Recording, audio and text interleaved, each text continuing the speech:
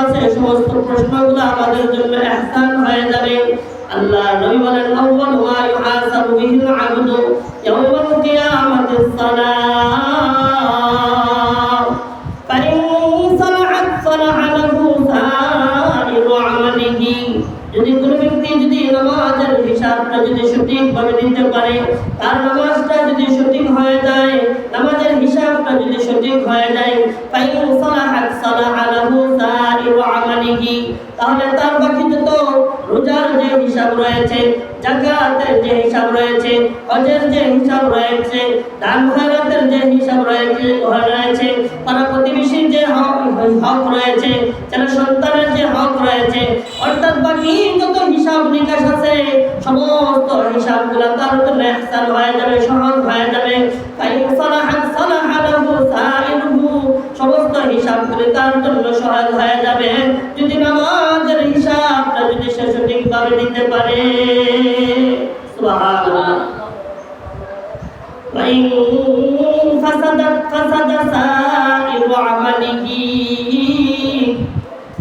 আল্লাহর নবী বলেন আর যদি কোনো ব্যক্তির নামাজ যদি সঠিক না হয়, তার নামাজের হিসাবটা যদি গরমিল হয়, নামাজের হিসাব যদি সঠিক না হয়, আল্লাহর নবী বলেন তার বাকি যত হিসাব রয়েছে, রোজার হিসাব গন্ডগোল লাগবে, হজের হিসাবের মধ্যে গন্ডগোল লাগবে, যাকাতের হিসাবের মধ্যে গন্ডগোল লাগবে, দান খয়রাতের হিসাবের মধ্যে গন্ডগোল লাগবে, ফ্যামিলিগতভাবে যে তার দায়িত্ব ছিল সে দায়িত্বের মধ্যে গন্ডগোল লাগবে, দেশ পরিচালনা করতে গিয়ে তার যে দায়িত্ব ছিল সেটার মধ্যে গন্ডগোল লাগবে।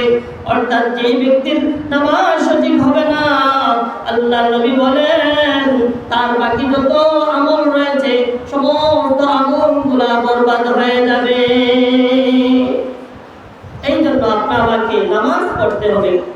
নামাজ ছাড়া আপনার আমার কোনো উপায় নাই। দুনিয়াতেও নামাজ ছাড়া যেমন শান্তি নাই, সুখ নাই, ঠিক তেমনি ভাবে মৃত্যুর সময়ও নামাজ ছাড়া কোনো সুখ নাই, কবরও নামাজ ছাড়া কোনো সুখ নাই, হাসরের ময়দানেও নামাজ ছাড়া কোনো সুখ নাই। নামাজ বিহীন কোনো ব্যক্তি জান্নাতে যেতে পারবে না, তার জন্য হবে চিরস্থায়ী জাহান্নামী। এই জন্য দুনিয়াতে আপনার আমাকে নামাজ পড়তে হবে।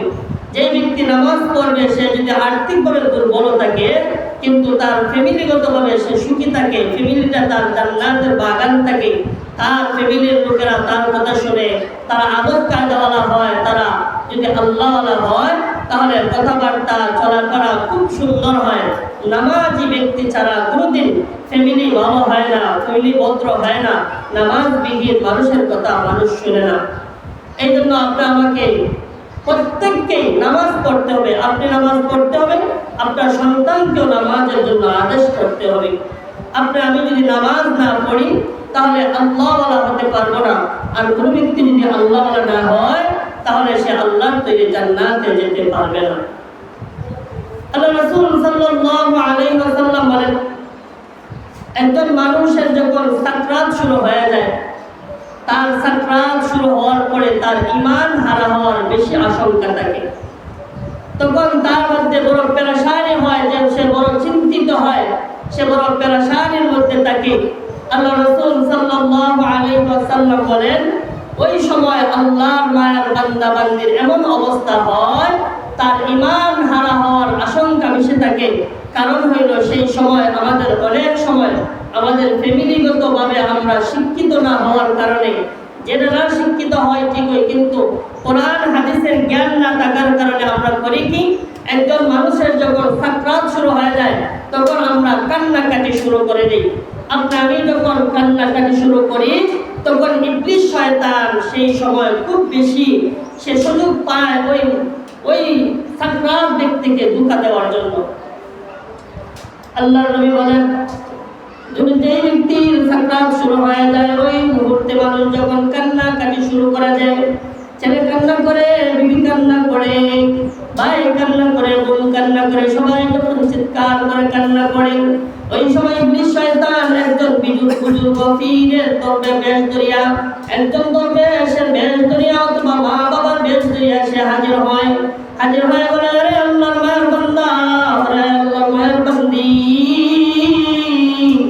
দেখো তুমি চলে যাচ্ছ কিন্তু তোমার ছেলে কাঁদতেছে, তোমার বিবি কাঁদতেছে, তোমার আত্মীয় স্বজন আপনজন পাড়াপ্রতিবেশী সবাই কাঁদতেছে, কেউ তোমার সঙ্গী নয়। আজকে সেই কঠিন মুহূর্তে, কঠিন বিপদের সময় কেউ তোমার সঙ্গী হলো না, সবাই কাঁদতেছে। ওরে আল্লাহর মায়ের বান্দা, তুমি যেই ধর্মের উপর জিন্দেগি কাটিয়েছো সেই ধর্মটা ঠিক না। কারণ আমি তোমার পীর, আমি তোমার মুর্শিদ, আমি বলতেছি আমিও তো সেই রাস্তায় ছিলাম, আমার কথা মতোই তো জিন্দেগি পরিচালনা করেছো, কিন্তু আমি মৃত্যুবরণ করার পরে দেখেছি এই পথে আমরা চলেছি সেই পথটা ঠিক না। ওই পথটা ঠিক, ইহুদিদের রাস্তাটা ঠিক ছিল, হিন্দুদের ধর্মটা ঠিক ছিল, বুদ্ধদের ধর্মটা ঠিক ছিল। তারা যখন মৃত্যুবরণ করেছে তারা জান্নাতবাসী হয়েছে, কিন্তু আমরা তো সুখী না। আমরা ইসলাম ধর্মের উপর থাকার পরেও আমরা সুখী না। আল্লাহর নবী বলেন, মানুষ এদিকে কান্নাকাটি করে, ওইদিকে মুর্শিদ ব্যক্তি তার কষ্টের সময় শয়তান তাকে ধোঁকা দেয়। ওই সময় যখন মানুষ কান্নাকাটি করে ওই ব্যক্তি অসহায় হয়ে যায়, সে এমন অবস্থা হয় ওই ইবলিস শয়তানের কথা সে বিশ্বাস করে ফেলে, কারণ সে মা বাবার বেশ ধরেছে অথবা কোনো মুর্শিদের বেশ ধরিয়া যখন বলে, ওই আল্লাহর মায়ের বান্দাবান্দি ওই কঠিন মুহূর্তে ঈমান হারা হওয়ার আশঙ্কা থাকে। এই জন্য আল্লাহর নবী বলেন যে কোনো ব্যক্তি যখন সাকরাত শুরু হয়ে যায়, তখন তার প্রতিবেশী, তার ছেলে সন্তান, তার মেয়ে অথবা তার আত্মীয়স্বজন, তারা যেন তার পাশে বসে কুরআন তেলাওয়াত করে অথবা কালিমার তালকিন দেয়, কালিমা শাহাদাত পড়ে, কালিমা তাইয়্যিবা তার সামনে পড়ে। সে যদি কালিমা তাইয়্যিবা, কালিমা শাহাদাত পড়ে অথবা সূরা ইয়াসিন রয়েছে, সূরা ইয়াসিনের একটা নিয়ম রয়েছে, সাকরাত ব্যক্তি যখন সাকরাত শুরু হয় তখন সূরা ইয়াসিনের একটা নিয়ম আছে। এই নিয়ম মোতাবেক যদি কোনো ব্যক্তি যদি মাইয়াতের সাকরাত ব্যক্তির পাশে যদি সে সূরা ইয়াসিন তেলাওয়াত করে, তাহলে আল্লাহর নবী বলেন তার ঈমান নসিব হওয়ার 100% গ্যারান্টি থাকে। সুবহানাল্লাহ, সুবহানাল্লাহ। আল্লাহর নবী বলেন সূরা ইয়াসিন মধ্যে 7 জায়গায় মুমিন শব্দ আছে। সূরা ইয়াসিন থেকে শুরু করে 7 জায়গার মধ্যে মুমিন শব্দ আছে। আল্লাহর নবী বলেন যদি কোনো ব্যক্তি যদি সাকরাত অবস্থায় তার পাশে কেউ যদি বসে যদি সূরা ইয়াসিন তেলাওয়াত করে, মুমিন 7 জায়গায় রয়েছে। প্রথম সূরা ইয়াসিন থেকে শুরু করবে, মুমিন পর্যন্ত যাবে প্রথম মুমিন, আবার প্রথম থেকে শুরু করবে দ্বিতীয় মুমিন যাবে, আবার প্রথম থেকে শুরু করবে তৃতীয় মুমিন যাবে। এভাবে এক মুমিন পড়ার পরে আবার প্রথম থেকে শুরু করবে 7 মুমিন পর্যন্ত যদি তার মাইয়াতের যে ব্যক্তি সাকরাত অবস্থায় রয়েছে তার সামনে তেলাওয়াত করা হয়, আল্লাহর নবী বলেন 100% গ্যারান্টি তার ঈমান নসিব হয়। সুবহানাল্লাহ, সুবহানাল্লাহ। এই জন্য আমার করণীয় হলো কোনো ব্যক্তি যখন সাকরাত তার শুরু হয় তখন তার পাশে বসে কালিমা তাইয়্যিবা, কালিমা শাহাদাত পড়া অথবা সূরা ইয়াসিন এই নিয়মে যদি কেউ তেলাওয়াত করে আর এই অবস্থায় যদি সে মৃত্যুবরণ করে, তাহলে তার ঈমান হারা হয়, সে মারা যায় না, ঈমান নিয়ে দুনিয়া থেকে যায়। সুবহানাল্লাহ, সুবহানাল্লাহ। আল্লাহ রাসূল সাল্লাল্লাহু আলাইহি ওয়াসাল্লাম বলেন যে যখন কোনো ব্যক্তি মৃত্যুবরণ করার পরে আল্লাহর সেই মায়ার বান্দা দুনিয়াতে 3 জন বন্ধু থাকে, 3 জন সঙ্গী থাকে। এর মধ্যে 2 জন বন্ধু দুনিয়াতেই চলে যায় আর 1 জন বন্ধু তার কবরের সঙ্গী হয়। সুবহানাল্লাহ, সুবহানাল্লাহ। আল্লাহর পয়গম্বর বলেন কোন ব্যক্তি যখন মৃত্যুবরণ করার সাথে সাথে তার ধন সম্পদ টাকা পয়সা তাকে ছেড়ে দেয়, অর্থাৎ তার ধন সম্পদ টাকা পয়সা যা কিছু রয়েছে বাড়ি গাড়ি সব কিছু তাকে ছেড়ে দেয়। আমরা নিজের বাস্তবে দেখি কোন ব্যক্তি যখন মৃত্যুবরণ করে তাকে আর পালঙ্কে রাখা হয় না, তার যে আরামের বিছানা রয়েছে ওই বিছানার থেকে তাকে নামানো হয় এবং তাকে গোসল দেওয়ার পরে আর তাকে ঘরের ভিতরে এত সুন্দর ঘর টাইপ করা হলো, ঘর লক্ষ লক্ষ টাকা সে খরচ করে যে ঘর তৈরি করেছে এই ঘরের ভিতরে তাকে আর পৌঁছানো হয় না, তাকে ঘরের বাহিরে রাখা হয়। মানুষগুলো বলে তাকে আর ঘরের ভিতরে প্রবেশ করা যাবে না, তাকে লাশকে তোমরা কাঠের উপর রাখো, কেউ ঘরের মধ্যে বাইরে রেখে দাও। তাহলে এটা বোঝা যায় যে মানুষ যখন মৃত্যুবরণ করার পরে তার যে গাড়ি বাড়ি, তার ব্যবসা বাণিজ্য সব কিছু তাকে ছেড়ে দেয়। এটাই বাস্তবতা। আপনি আমার মৃত্যুর সাথে সাথে ধন সম্পদ টাকা পয়সা যা কিছু আছে সবাই আপনাকে ছেড়ে দেবে। আল্লাহর নবী বলেন দ্বিতীয় নম্বর হইল তার ছেলে সন্তান তার মা বাবা, তার ভাই বোন, তার আত্মীয় স্বজন, বন্ধু বান্ধব, পাড়া প্রতিবেশী। আল্লাহ নবী বলেন দ্বিতীয় বন্ধুগুলা তাকে গোসল দিয়া, তাকে আদর গোলাপ তাকে ছিটাইয়া দিয়া, তাকে কান্দে করে ইলগোরাতে কান্দে করে নিয়া কবর পর্যন্ত পৌঁছে কবরে নিয়া তাকে দাফন করার পরে তাকে মাটি দিয়া ওই দ্বিতীয় বন্ধুগুলা সবাই তাকে ছেড়ে চলে আসে। সে একা হয়ে যায়, তার ছেলেও তার সঙ্গে যায় না, বিবিও তার সঙ্গে যায় না, তার পাড়া প্রতিবেশী বন্ধু বান্ধব কেউ তার সঙ্গে হয় না, সবাই তাকে কবরে রেখে চলে আসে।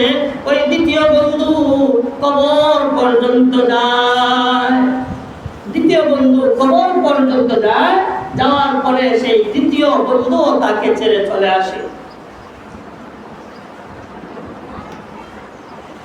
আল্লাহ নবী বলেন তার আরেকটা বন্ধু আছে যেটা তার সঙ্গে কবরে যায়। সে বন্ধু কি? সে বন্ধু হলো তার নেক আমল। সে যদি নামাজওয়ালা হয়, সে যদি কোরআন পড়নেওয়ালা হয়, সে যদি দান করনেওয়ালা হয়, সে যদি মসজিদে ৫ ওয়াক্ত নামাজ জামাতের সাথে পড়নেওয়ালা হয়, তাহলে তার সেই নামাজ, তার সেই রোজা, তার সেই হজ, তার সেই যাকাত সবকিছু তার বন্ধু হয়ে কবরে যাবে। সুবহানাল্লাহ, সুবহানাল্লাহ। আল্লাহ নবী বলেন ওই ব্যক্তিকে যখন মুনকার নাকির ফেরেশতা যখন তাকে উঠাইয়া কবরে বসাবে সওয়াল জবাব করার জন্য, আল্লাহর নবী বলেন ওই ব্যক্তি দেখতে পাবে তার পাশে এত সুন্দর এক যুবক তার পাশে বসা। সুবহানাল্লাহ, আল্লাহু আকবার। আল্লাহর নবী বলেন ওই ব্যক্তি তাকে দেখে আশ্চর্য হয়ে যাবে, আরে এত সুন্দর মানুষ আমি জীবনে তো দেখি নাই, আমার তো কোনো বন্ধু এত সুন্দর, আমার কোনো সন্তান এত সুন্দর, আমার আত্মীয় স্বজন পাড়া প্রতিবেশী কেউ তো এত সুন্দর ছিল না, সে আমার মনকে এত সুন্দর। আল্লাহর মায়ার বান্দা জিজ্ঞাসা করবে, এ ভাই কে আপনি? আজকে আমার সঙ্গে কেউ আসলো না, আমার বিবি আমাকে ছেড়ে দিল, আমার সন্তান আমাকে ছেড়ে গেল, আমার পাড়া প্রতিবেশী আমার এত কলিজার বন্ধুগুলো আমাকে ছেড়ে গেল, কে আপনি? আপনি সেই কঠিন মুহূর্তে আমার পাশে বসে রয়েছেন।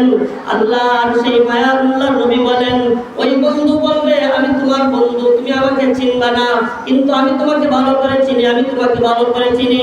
আল্লাহর মায়ার বান্দা বলবেন বলো না কে আপনি, আমাকে একটু পরিচয় দাও না।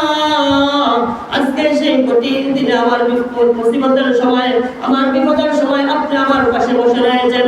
ওই আল্লাহর নবী বলেন ওই আল্লাহর মায়ার বান্দাকে ওই যুবক বলবে আমি হইলাম তোমার নামাজ, আমি হইলাম তোমার রোজা, আমি হইলাম তোমার যাকাত, আমি হইলাম তোমার হজ, আমি হইলাম তোমার দান খয়রাত, আমি হইলাম তোমার প্রতিবেশীর হক, অর্থাৎ তোমার যত নেক আমল সমস্ত নেক আমলকে মহান আল্লাহ একত্র করিয়া আমাকে যুবক বানাইয়া তোমার পাশে আল্লাহ আমাকে পাঠিয়ে দিয়েছেন। যতক্ষণ পর্যন্ত তোমাকে আমি জান্নাতে না পৌঁছাইব ততক্ষণ পর্যন্ত আমি তোমাকে ছেড়ে যাব না। সুবহানাল্লাহ। এই হলো আপনার আমার নেক আমল। আপনার আমার আত্মীয় স্বজন পাড়া প্রতিবেশী সবাই যখন আপনি আমাকে ভুলে যাবে, কবরে রেখে চলে আসবে, 2 চোখের 2 ফোঁটা পানি ফেলাইবে, 2 দিন 3 দিন 5 দিন, তারপরে আর কেউ কার খবর নাই। কোথায় মা, কোথায় বাবা, কোথায় দাদি, কোথায় দাদা? আপনি একটু চিন্তা করেন না, আপনিও তো আপনার দাদার হতা আপনার নাই, আপনার দাদির হতায়াত নাই, মা 10 বছর আগে মারা গেছে, মার হতায়াত নাই, বাবা 10-15 বছর আগে মারা গেছে, বাবার হতায়াত নাই। আপনার দুনিয়ার চাকচিক্যে পড়িয়া, দুনিয়ার দান্দার পড়ে আপনি আপনার মা বাবা ভুলে গেছেন, দাদা দাদি ভুলে গেছেন। আপনি কি মনে করেন আপনি মারা যাওয়ার পরে আপনার সন্তান সারাদিন আপনার কবরের পাশে গিয়ে বসে থাকবে? না।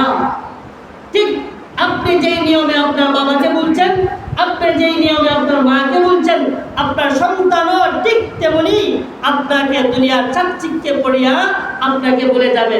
মন চাইলে সপ্তাহে একদিন যাবে, অথবা কোনো কোনো তো আমাদের সমাজে একটা প্রচলিত নিয়ম আছে যে নাম লিখে রাখে যে মা অত তারিখ মারা গেছে, বাবা অত তারিখ মারা গেছে, বস কত তারিখ আইলো পড়ে করে মায়ের কথা বাবার কথা, পুরা বছরের ভিতরে আর স্মরণ নাই।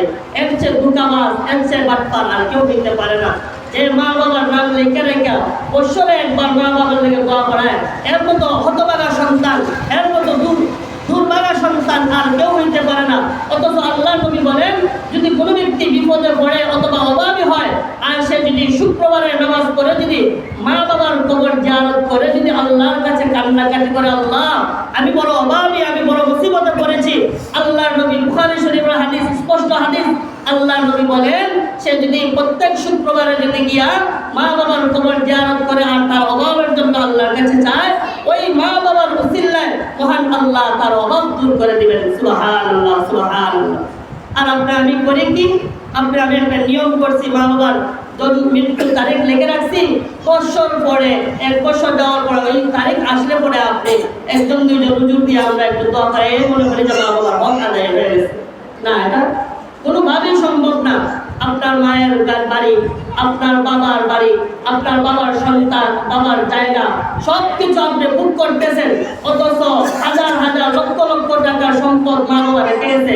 ওই মা বাবার জন্য শুক্রবারে আপনি 500 টাকা, 200 টাকা, 100 টাকা খরচ করতে আপনার কলিজায় হয় না। আপনি জেনে রেখেন, আপনার মা বাবার জন্য তো আপনি বৎসরে একবার দোয়া করেন, আপনার সন্তান বৎসরে আপনার জন্য দোয়া করাবেন।